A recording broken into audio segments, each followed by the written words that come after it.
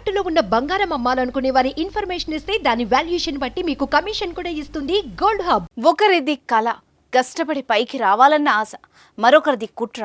విశాఖలో ఫోటోగ్రాఫర్ సాయి హత్య కేసు ప్రతి ఒక్కరిని నివ్వెరపోయేలా చేసింది. విలువైన కెమెరాల కోసం సాయిని షణ్ముఖ్ తేజ అనే యువకుడు, వినోద్ అనే మరో యువకుడితో కలిసి చంపేయడం సంచలనం సృష్టిస్తోంది.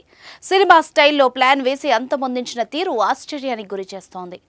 ఆన్లైన్లో పరిచయం ఏర్పరచుకుని రమ్మని పిలిచి పిజ్జా తినిపించి గోదావరి సాక్షిగా సాయిని మట్టిలో కలిపేశారు.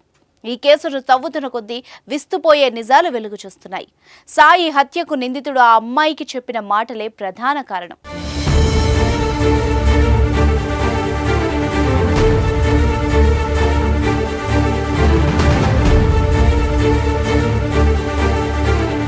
కోనసీమ జిల్లా ఆలమూరు మండలం మూల స్థానానికి చెందిన పోతుల షణ్ముఖ తేజ జులైగా తిరిగే యువకుడు.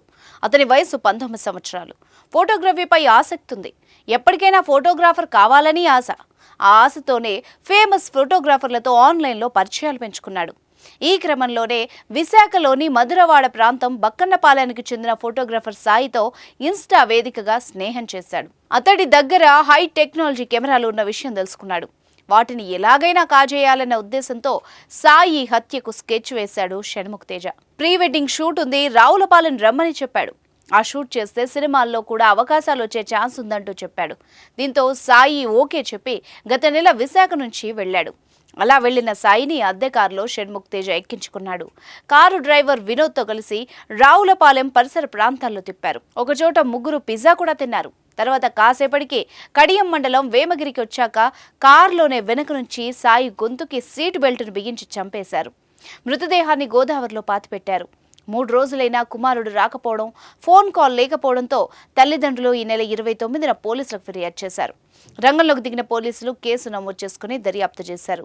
కాల్ లిస్టులో షణ్ముఖ్ తేజ నెంబర్ ఉండడంతో అతని కోసం గాలించారు. షణ్ముఖ్ తేజ కాల్ లిస్టు ద్వారా విశాఖలోని అక్కయ్యపాలెంకి చెందిన అమ్మాయితో ఎక్కువగా మాట్లాడినట్టు గ్రహించి ఆమెతో చాట్ చేయించారు.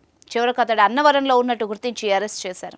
షణ్ముఖ్తో పోలీసులు చాట్ చేయించిన యువతికి ప్రత్యక్షంగా ఎటువంటి సంబంధం లేకపోయినా ఆమెకు చెప్పిన అబద్ధపు మాటలే ఈ హత్యకు దారితీసినట్టు తెలుస్తోంది. ఆమె ధనికురాలు కావడంతో షణ్ముఖ్ పరిచయం పెంచుకుని దగ్గరయ్యాడు.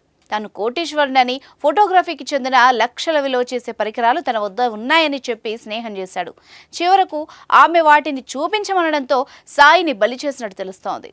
ఈ కేసులో ఇంకేమైనా కుట్ర ఉందా అన్న కోణంలో పోలీసులు దర్యాప్తు ఇంకా కొనసాగుతోంది. పరారీలో ఉన్న మరొక నిందితుడి కోసం గాలిస్తున్నారు. అతడు దొరికితే మరిన్ని విషయాలు బయటకు రానున్నాయి.